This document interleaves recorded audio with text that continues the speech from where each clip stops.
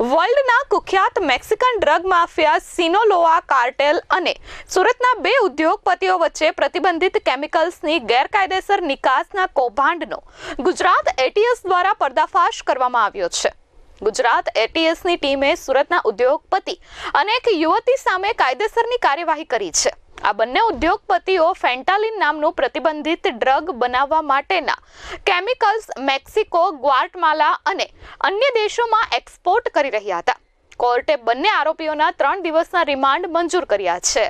ગુજરાત એટીએસને મળેલી બાતમી અનુસાર આ ઉદ્યોગપતિઓ ગેરકાયદે રીતે ડ્રગ્સ બનાવવાના ચાવીરૂપ કેમિકલ્સને બોગસ નામ અને ખોટા દસ્તાવેજો દ્વારા નિકાસ કરતા હતા। સુરતના Athos chemicals private limited, Agrat chemicals and pharmaceutical અને એસઆર કેમિકલ્સ એન્ડ ફાર્માસ્યુટિકલ્સની મદદથી મેક્સિકો અને ગ્વાટેમાલાની કંપનીઓને ગેરકાયદે ડ્રગ મેકિંગ કેમિકલ્સ પહોંચાડવામાં આવતા હતા।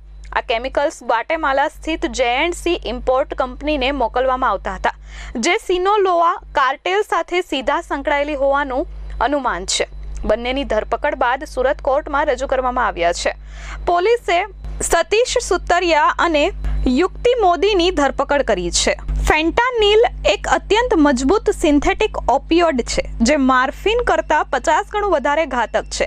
ફેન્ટાનિલના કારણે અમેરિકામાં દર વર્ષે આશરે 70,000 લોકોના ઓવરડોઝથી મોત થાય છે। સિનોલોઆ કાર્ટેલ દ્વારા ફેન્ટાનિલનું મોટા પાયે ઉત્પાદન અને વિતરણ થાય છે, જે અમેરિકાના ડ્રગ માર્કેટમાં સૌથી વધુ જોખમકારક ગણાય છે। ત્યારે આ બંને યુવક અને યુવતી આ કૌભાંડમાં સંડોવાયેલા હતા। પોલીસે 36 વર્ષીય સતીશ કુમાર સુતરિયા અને 24 વર્ષીય યુક્તા કુમાર મોદીની ધરપકડ કરી અમદાવાદ લઈ જઈ તપાસ હાથ ધરી છે। Bureau report H24 news, Surat.